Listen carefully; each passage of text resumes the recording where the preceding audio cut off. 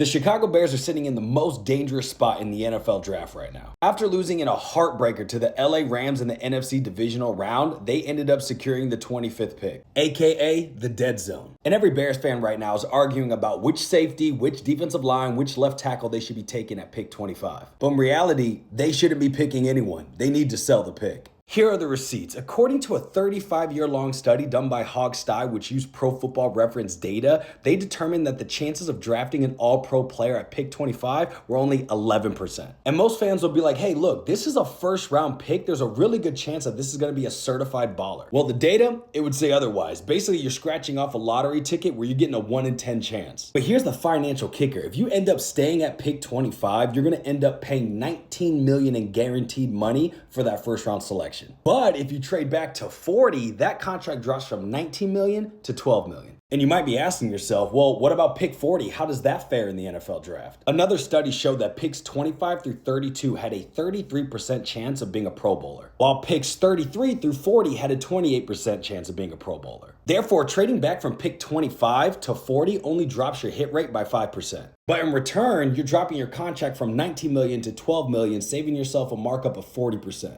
In business, they call that an efficiency arbitrage. Also, let's take a look at the past 3 drafts at pick 25 and see how those players fared out. Last year, you had Jackson Dart, that's still up in the air. And the year before that, you had Jordan Morgan, who's basically been a miss. And then the year before that, you have Dalton Kincaid, who's actually been pretty good. You're hitting at a 33% clip. It's not fantastic. But let's go back to 2020, when the San Francisco 49ers ended up selecting at pick 25 Brandon Ayuk. I would say that's a hit of a pick. Maybe not so right now, but overall, he had a pretty good career. So let's go ahead and take a look at what they possibly missed out in the second round. Just at pick 33 and 34, back-to-back stud wide receivers in T. Higgins and Michael Pittman Jr. And then at pick 34, you had DeAndre Swift, who's had a pretty good career, and then all-pro Xavier McKinney at 35. And at pick 41, you had Michael Pittman's partner in crime, Jonathan Taylor. And to tie this up with a bow, you literally had all-pro Antoine Winfield Jr. at pick 45. Ryan Poles needs to trade down, get some picks back, and stop overpaying on good enough players. Let some other team waste money in this dead zone.